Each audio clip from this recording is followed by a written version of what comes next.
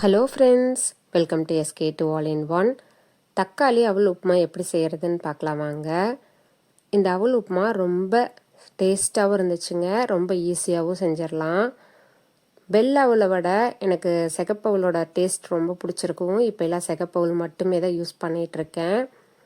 1/2 kilo அவலை நல்லா முரத்தில் போட்டு நல்லா புடச்சி எடுத்துக்கணுங்க. அதில் சின்ன சின்னதாக நெல்லோட முழங்கெல்லாம் இருக்கும். அது வயிற்றில் போகும்போது குடலை குத்திருன்னு என்னோடய ஆயா சொல்லுவாங்க. அதனால் நல்லா புடச்சி க்ளீன் பண்ணி எடுத்துக்கணும். புடச்ச அவலை தண்ணியில் கொட்டினா மேலேயும் கொஞ்சம் முழங்கெல்லாம் மிதங்கும், அதை கீழே ஊற்றிடலாம். 3 தடவை நல்லா வாஷ் பண்ணிவிட்டு அரிச்சிக்கிறதுனா அரிச்சிக்கோங்க. ஏதாவது கல் கூட இருக்கலாம்.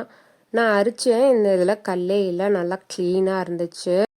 அவுல் நல்லா முழுகிறதுக்கு மேலே நிறைய தண்ணி ஊற்றி தட்டம் போட்டு மூடி 1/2 மணி நேரம் நல்லா ஊற விட்டுருங்க. 1/2 மணி நேரத்துக்கு அப்புறம் ஓப்பன் பண்ணி பார்த்தா அவுல் 2 மடங்காக இருக்கும்.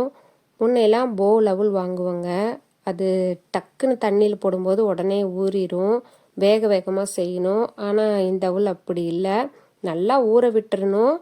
ஆனால் சட்டுன்னு ஊறாது, நம்ம ஈஸியாகவும் செஞ்சிடலாம். நம்மளுக்கு தனித்தனியாக உதிரி உதிரியாக கிடைக்கும். நான் சின்ன பிள்ளையாக இருக்கும்போது வருஷத்துக்கு ஒருக்கா தான் போல் அவல் தான் வாங்குவாங்க. திருவாதிரை அப்போ என்னோட ஆயாவும் அம்மாவும் விரதம் இருப்பாங்க. அவங்களுக்கு செய்யும்போது எங்களுக்கும் சேர்த்து செஞ்சு தருவாங்க. அப்போ சாப்பிட்றதோட சரி, மறுபடியும் நாங்கள் அவளே சாப்பிட மாட்டோம். மறுபடியும் 1 வருஷம் கழிச்சு திருவாதிரை அப்போ மட்டும்தான் எங்களுக்கு அந்த அவளே கிடைக்கும். அந்த அவலில் பால் ஊற்றி சர்க்கரை போட்டு கையிலே தான் எங்கள் ஆயா பெரட்டி கொடுப்பாங்க. அவ்வளோ டேஸ்ட்டாக இருக்கும். அந்த டேஸ்ட்டு மறுபடியும் எனக்கு கிடைக்கவே இல்லை. நான் செஞ்சாலும் அது வரவே இல்லை. நானும் ஒவ்வொரு நாளும் இந்த மாதிரி செஞ்சுட்டு அந்த டேஸ்ட் கிடைக்கும்னு எதிர்பார்ப்பேன். ஆனால் அந்த டேஸ்ட்டு எனக்கு இன்னமும் கிடைக்கல. என்னோட ஆயா கையில் அப்போ மிராக்கிள் இருந்திருக்கும்னு நினைக்கிறேன். ஏதாவது ஒரு விஷயத்தில் டெய்லியும் என்னோட ஆயா எனக்கு ஞாபகத்தில் வந்துடுவாங்க. நான் அவங்கள ரொம்பவும் மிஸ் பண்ணுவேன்.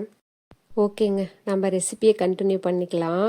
ஊற வச்ச அவலை நல்லா தண்ணி எல்லாம் இருக்க பிழிஞ்சிட்டு ஒரு பாத்திரத்தில் எடுத்து வச்சிடலாம். இப்போ தாளிக்கிறதுக்கு என்னென்ன எடுத்து வச்சுருக்கேன்னு பார்க்கலாம்.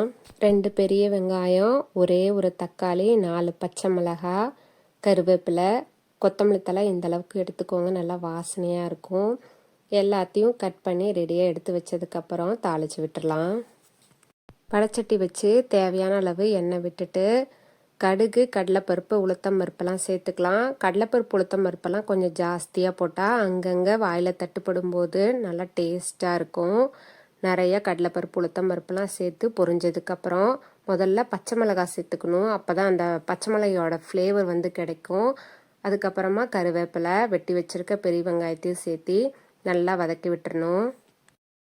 இந்த அளவுக்கு வெங்காயம் வதங்கினதுக்கப்புறம் தக்காளியும் சேர்த்துக்கலாம். தக்காளியை போட்டுட்டு கொஞ்சமாக தூளுப்பு சேர்த்து வதக்கி விட்டுக்கலாம். கல் உப்பு போட்டால் கரையாது, அதனால் தூளுப்பு தான் சேர்த்துக்கணும். உப்பு போட்டு வதக்கும் போது தக்காளி நல்லா மசிஞ்சு வெந்துடும்.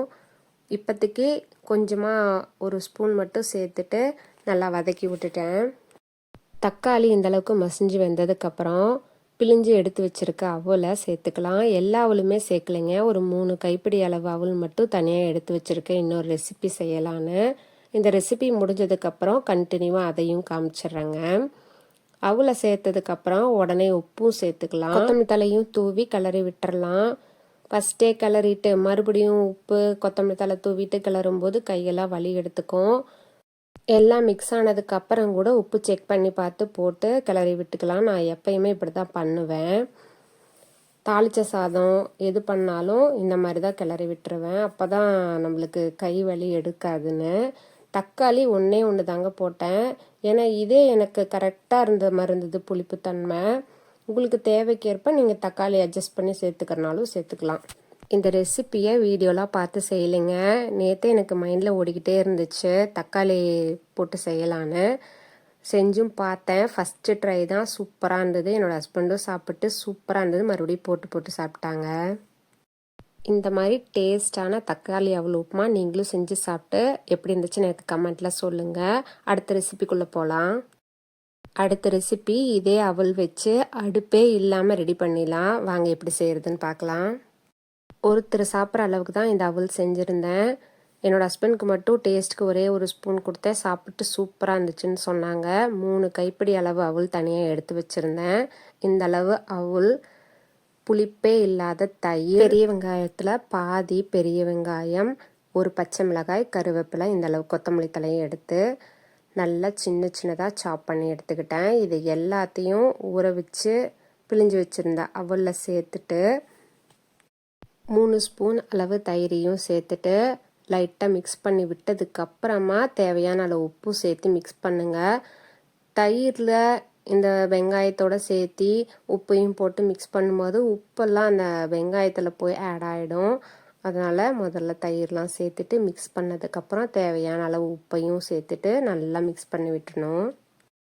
இந்த மாதிரி மிக்ஸ் பண்ணும்போது உப்பு எல்லா இடத்துலையும் நல்லா ஸ்ப்ரெட் ஆகி நல்லா டேஸ்ட்டாக இருக்கும். நல்லா க்ரீமியாகவும் இருக்கும். சீக்கிரமாகவும் செஞ்சிடலாம். வெயிட் லாஸ்க்கும் இந்த மாதிரி செஞ்சு சாப்பிட்லாம். இந்த ரெசிபி ரொம்ப ஹெல்த்தியும் கூட. வயிறு நல்லா ஃபில் ஆன மாதிரி இருக்கும் இது சாப்பிடும்போது. இதோட நீங்கள் ஏதாவது வெஜிடபிள்ஸில் கேரட்டு அப்படி இல்லைன்னா வெள்ளரிக்காவை நல்லா சீவிட்டு அதை மிக்ஸ் பண்ணி கூட இதில் சாப்பிடும்போது நல்லா டேஸ்ட்டாகவும் இருக்கும், ஹெல்த்தியாகவும் இருக்கும், நல்லா ஃபில்லிங்காகவும் இருக்கும். கேரட்டு வெள்ளரிக்காய் சேர்த்து செய்யும்போது கண்டிப்பாக வீடியோ எடுத்து போடுறேங்க.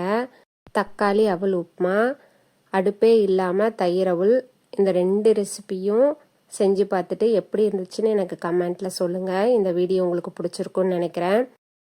இந்த வீடியோ பிடிச்சிருந்ததுன்னா லைக் பண்ணுங்கள், ஷேர் பண்ணுங்கள், சப்ஸ்கிரைப் பண்ணி சப்போர்ட் பண்ணுங்கள்.